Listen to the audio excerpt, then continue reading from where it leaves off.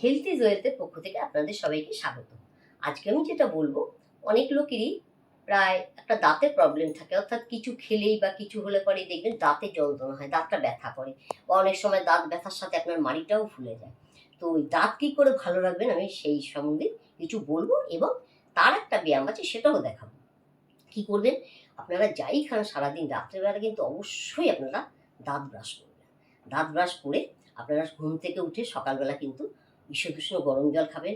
আর তার সাথে একটা করে, দাঁতের জন্য বলছি, বা হাই প্রেশার যাদের তাদের ক্ষেত্রে অসুবিধা কিছু নেই, একটা করে কচি পেয়ারা পাতা চিবোবেন। ঠিক আছে?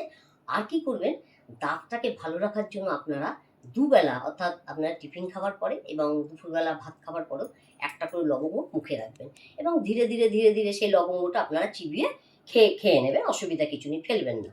কিন্তু মুখে থাকলে ওই যে দাঁতের সঙ্গে, মানে আপনার যে ওই যে লবঙ্গর যে একটা যে কষটা, অর্থাৎ সেই যে রসটা বেরোয়, তার সাথে কিন্তু আপনার দাঁত ব্যথাটাও ভালো হয়ে যাবে অটোমেটিক।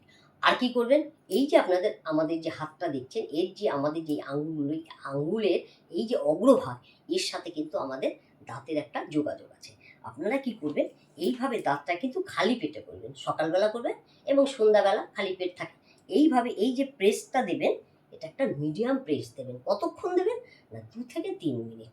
এইভাবে দেখুন,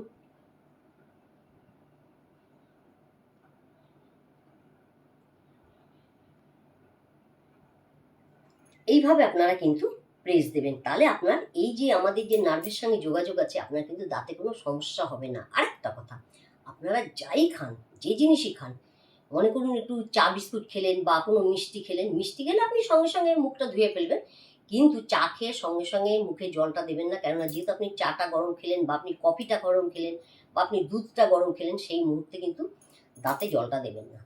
আপনারা কী করবেন, 2-4 মিনিট পরে মুখটা কিন্তু কুলকুল কুলকুল করে জল নিয়ে, যেরকম আমরা মুখ কুলকুল করি সেইভাবে জলটা ফেলে দেবেন। এবং যা জিনিসই খান আপনি, সেটা আপনি টিফিন খান, যা কিছুই খান, আপনারা কিন্তু সঙ্গে সঙ্গে মুখটা কিন্তু কুলকুল করে সেই জলটা ফেলে দেবেন। নাহলে কি হয়, ওই যে খাবারের টুকরো ওইগুলো যে আমাদের দাঁতে আটকে থাকে, তার জন্য কিন্তু দাঁতের যে আপনার প্রবলেমটা, অর্থাৎ ব্যথা হওয়া বা মাড়ি ফুলে যাওয়া, কারণ কিন্তু ওই জন্য হয়। আর এই লবঙ্গ যদি আপনারা রাখেন সবসময়, আপনারা কিন্তু দাঁতে কোনো রকমই প্রবলেম হবে না। আর যে আমি যে ব্যায়ামটা দেখালাম, এটা কিন্তু দাঁতের জন্য।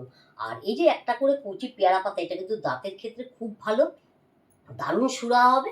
আর যাদের মনে করুন হাই প্রেশার আছে, তারাও কিন্তু ওই একটা করে কচি পেয়ারা পাতা আপনারা সকালবেলা চিবিয়ে জল খেয়ে নেবেন। আর দুবেলায় দাঁত মাজবেন। আজকে আমি এখানেই রাখবো। নমস্কার, সবাই আমার পাশে থাকবেন, লাইক করবেন, সাবস্ক্রাইব করবেন, কমেন্ট করবেন।